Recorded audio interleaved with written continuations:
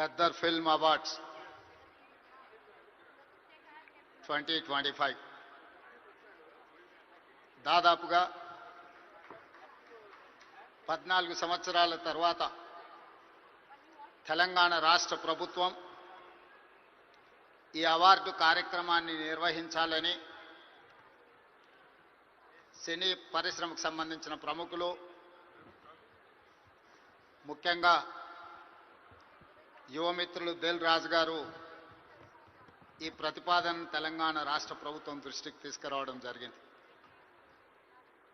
దీనికి సంబంధించి ఈనాడు ఇంత అద్భుతమైన కార్యక్రమాన్ని ఏర్పాటు చేసి ఈ కార్యక్రమానికి నాతో పాటు ఉప ముఖ్యమంత్రి వర్యులు మిత్రులు బట్టి విక్రమార్క గారు, మా మంత్రివర్యులు సినిమాటోగ్రఫీ శాఖ ప్రత్యేకంగా చూస్తున్న మిత్రులు కోమటిరెడ్డి వెంకటరెడ్డి గారిని, అదేవిధంగా మంత్రివర్యులు వాకిటి శ్రీహరి గారిని, మిత్రులు మధు యాస్కీ గారిని, రాజకీయ ప్రముఖులను, సినీ పరిశ్రమకు సంబంధించిన ప్రముఖులను అందరినీ కూడా ఈ ప్రత్యేకమైన కార్యక్రమానికి ఆహ్వానించి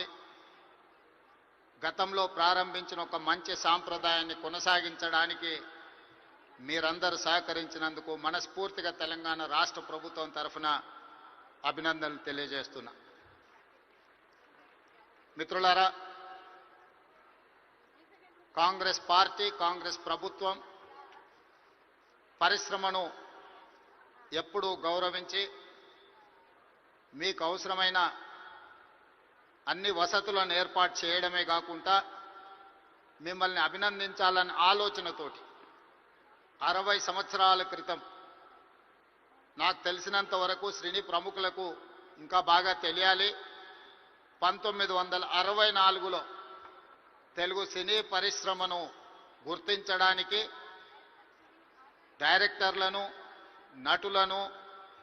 అదేవిధంగా ఇతర కళాకారులను గుర్తించాలి, గుర్తించిన వాళ్లకు అవార్డులు ఇవ్వాలి, ఆ అవార్డులకు నంది పేరు పెట్టాలి అని చెప్పి